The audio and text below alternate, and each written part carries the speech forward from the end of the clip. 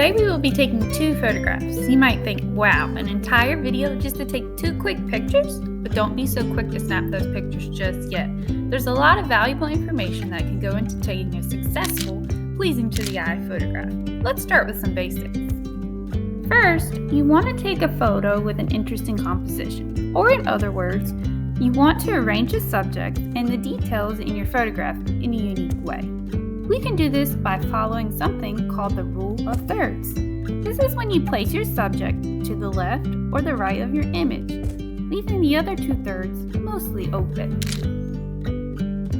That is why when you take pictures on your phone, sometimes there's a grid on your screen. It is to remind you of the rule of thirds. Where the grid lines intersect is where you should be placing your main subject.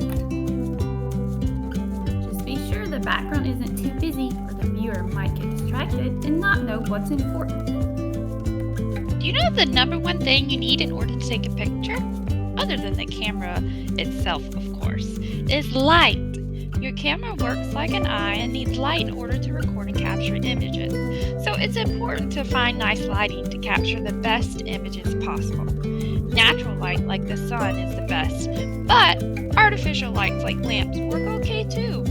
Many photographers take their images closer to sunrise or sunset for a beautiful cast of lighting from the side instead of overhead.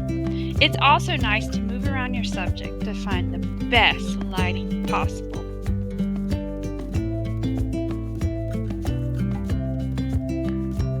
Another thing to consider when moving around is space or distance. It's important to get close to your subject if you want to capture details. Don't stand at a distance and try to zoom in if you can actually get close to your subject.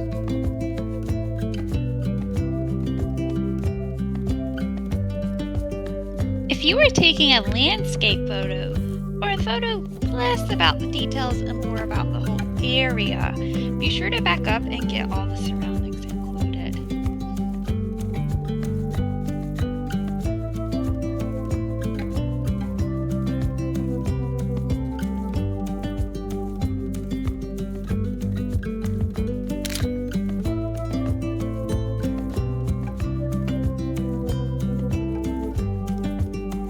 The last thing to mention, and the theme for today's photo assignment, is finding interesting angles. It's important to move around and find new ways to take photos. For this particular photo, we're going to take a worm's eye view. It's a very close-up shot of something from an angle usually below the subject.